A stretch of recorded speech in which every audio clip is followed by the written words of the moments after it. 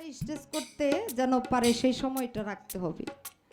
রাত্রি বাজে ৩টা, চেষ্টা করব আমি আমার জায়গা থেকে।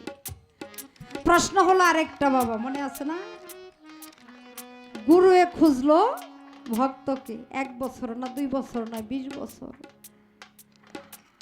মাওলানা জালালউদ্দিন রুমি নাম শুনছেন? তার গুরু ছিল শামসেজ তাবরেজি। এই শামসেজ তাবরেজি উনি ছিল একজন পাগল। এই পাগল, জ্ঞানের পাগল, যাদের জ্ঞান প্রস্ফুটিত হয়ে যায় তারা আর সমাজে আমাদের মতো বসবাস করতে পারে না। তারা অন্য একটা হালিয়াতে বসবাস করে, তারা মানুষের সমাজে থাকতে চায় না। ওই যে যেই ঝুনুক মুক্তা ফলে চলে না সে ঝিনুকের দলে, ভিন্ন হয় তার চলন ফিরে। তাই তারা একটু ভিন্নভাবে চলাফেরা করে। যখন সে ভক্ত খুঁজে ভক্ত পায় না, তার ভিতরে যেই বস্তুটা আছে সেটা রাখবে কার কাছে, এমন একটা উপযুক্ত ভাণ্ড তিনি খুঁজতেছে। বাবা, রাবের ভাণ্ডে রাব রাখা যায় আর ঘিয়ের ভাণ্ডে ঘি। আমরা যদি রাবের ভাণ্ডে ঘি রাখি তাহলে রাবও নষ্ট হবে, ঘিও নষ্ট হবে। অতএব রাবের ভাণ্ডেই রাব রাখতে হবে আর ঘিয়ের ভাণ্ডেই ঘি রাখতে হবে। তাই ভক্তের কাছে এমন একজন ভক্ত খুঁজছিলেন তিনি। খুঁজতে খুঁজতে খুঁজতে খুঁজতে মাওলানা জালালউদ্দিন রুমির দেখা পেয়ে গেলেন। একদিন কাবা ঘরের সামনে মাওলানা জালালউদ্দিন রুমি হজ করতে গেছে, ওই জায়গার মধ্যে শামসেজ তাবরেজি ওই কাবা ঘরের দিকে পা দিয়ে শুয়ে আছে। মাওলানা জালালউদ্দিন রুমি ডাক দিয়া কয়, এ পাগল, তোমার সাহস তো কম না। বলে, কেন, কি করেছি? এই বাংতি পোলা পান, এই বাংতি পয়সাগুলোরে বসাই দেন। বলে, আমি কি করেছি? বলে, তুমি মস্ত বড় বিয়াদবি করেছ। বলে, কি বিয়াদবি? বলে, তুমি আল্লাহর ঘর পবিত্র কাবার দিকে পা রেখে শুয়ে আছো। বলে, ও মাওলানা সাহেব, তুমি আমার একটা উপকার করবে। বলে, কি? বলে, যেই দিকে তোমার আল্লাহ নাই এই দিকে আমার পাওটা ঘুরাইয়া দিবা।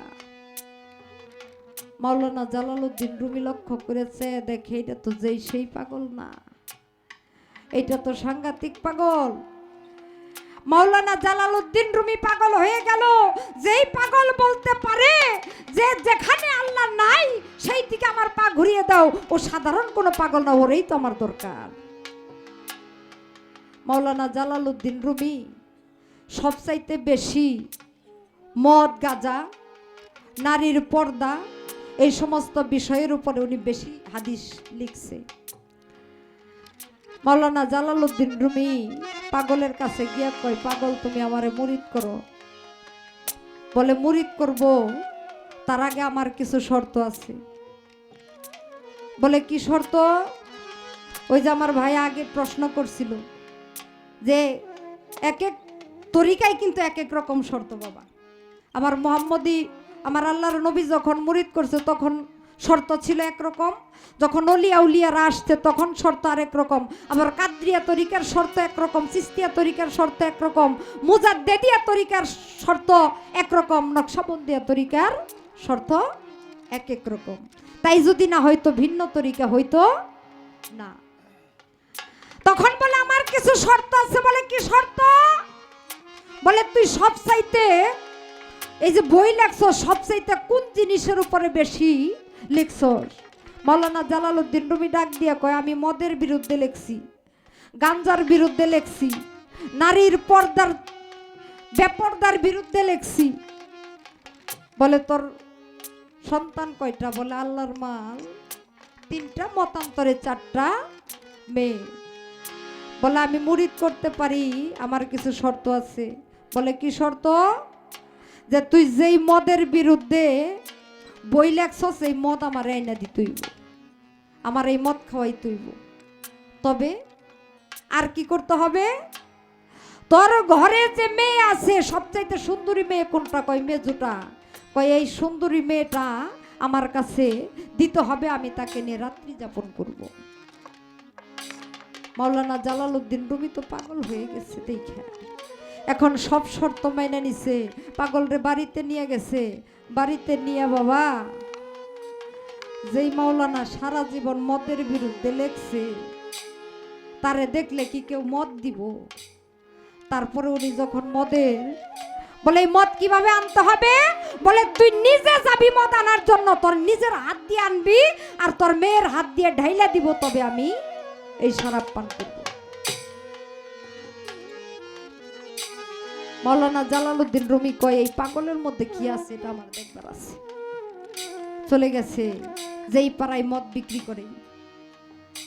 যাওয়ার পরে বাবা মাওলানা জালালউদ্দিন রুমিরে দেখে সব মদের দোকান বন্ধ করে দিয়ে এক একজন যার যার মতে বসে আছে, যে ডাক দিয়ে কয় আমার একটু মদ দিবি?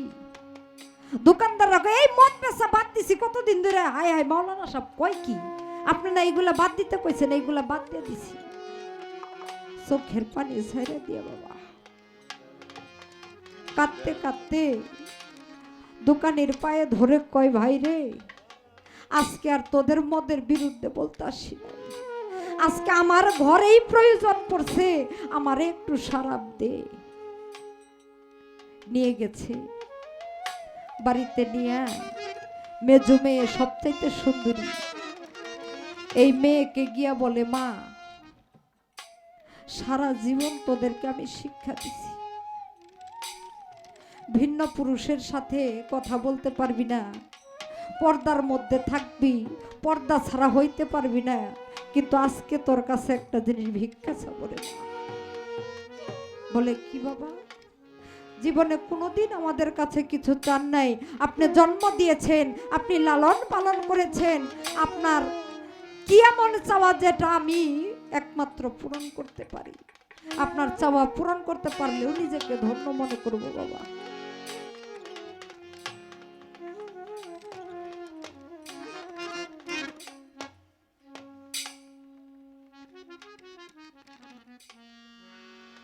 শেষ করেন তাড়াতাড়ি।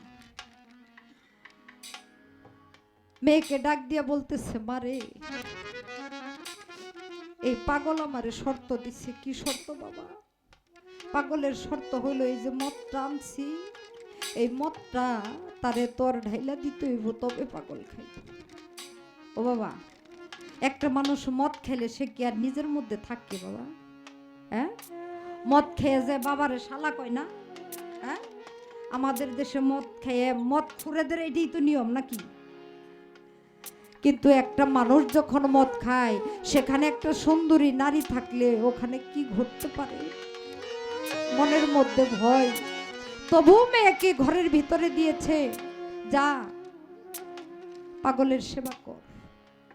মেয়ে ঘরের ভিতরে গেছে, মদ খাওয়া তো দূরের কথা, পাগলে বৈশা যে দম প্রাণ দিছে, সারা রাত চলে গেছে। পাগলের কাছে কে বৈশা আছে না আছে এটা পাগলে একবারও চেয়ে দেখে।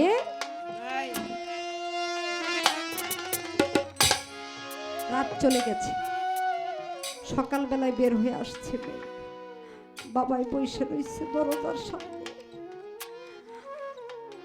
আমার সন্তান, আমার মেয়ে, আমি না জানি কি সর্বনাশ করে ফেললাম। একে তো পাগল, তারপরে আবার মদ খাওয়া, না জানি কি ঘটে। সকালবেলায় মেয়ে কাঁদতে কাঁদতে বের হয়েছে। মাওলানা জালালউদ্দিন রুমি গিয়া বলে মা আমি বুঝি তোর সর্বনাশ করে। মেয়ে ভক্তি দিয়া বাবার পায়ের মধ্যে পড়ে গেছে। মাওলানা জালালউদ্দিন রুমি দেখা কয় আমি আজকে এটা কি দেখি? সারা জীবন দেখছি মেয়ের একরকম, কোনোদিন ভক্তি দিতে দেখি নাই, আজকে আমার মেয়ে আমার পায়ের মধ্যে পড়া ভক্তি দেয়, কারণটা কি? ডাক দিয়া কয় মা ঘরের মধ্যে কি ঘটছে আমার কাছে খুইলা বল। বলে বাবা ঘরের মধ্যে যা ঘটছে তা আপনাকে আমি বলতে পারবো না। মাওলানা জালালউদ্দিন রুমি আরো কাঁদতেছে। বলে বাবা এতদিন আপনি যেই মেয়েকে দেখেছিলেন, আমি একটা রাত পাগলের কাছে থেকে আমি আমাকে পরিবর্তন করে ফেলেছি।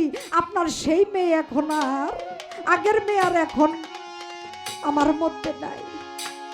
আমি যেন কেমন হয়ে গেছি। ও বাবা, আমার অন্তরে যে জ্বালা, এই জ্বালা আপনাকে বুঝাইতে পারবো না বাবারে। মুর্শিদ প্রেমের আগুন যার হৃদয়ের মধ্যে জ্বলে একমাত্র সেই বুঝতে পারে ওই জ্বালা কতটা তাপ। তাই সেই মাওলানা জালালউদ্দিন রুমি ছিল ভক্ত, আর শামসে তাবরেজি ছিল সেই গুরু। 20 বছর খুঁজে গুরু তার ভক্তের কাছে তার সেই এই পরীক্ষা করে। সেদিন মদ খাওয়া তার কোনো বাহানা ছিল না, নারীও কোনো বাহানা ছিল না, কিন্তু এই মাওলানা জালালউদ্দিন রুমির মধ্যে যে দম্ভ অহমিকা ছিল সেটাকে ধ্বংস করাই একমাত্র তার উদ্দেশ্য। বাবারে, এই আগুনে যে পুড়ছে একমাত্র সেই জানে পুরার কি জানা। রাবিয়া বসরি আপনারা জানেন, তপস্যা করতে করতে তার নাম দেওয়া হয় তাপস্বী। প্রতিদিন মানুষের বাড়িতে কাজ করে আসে, রাত্রে এসে ডাকে চিৎকার করে, আগুন আগুন, আমার বাড়ির মধ্যে আগুন লাগছে।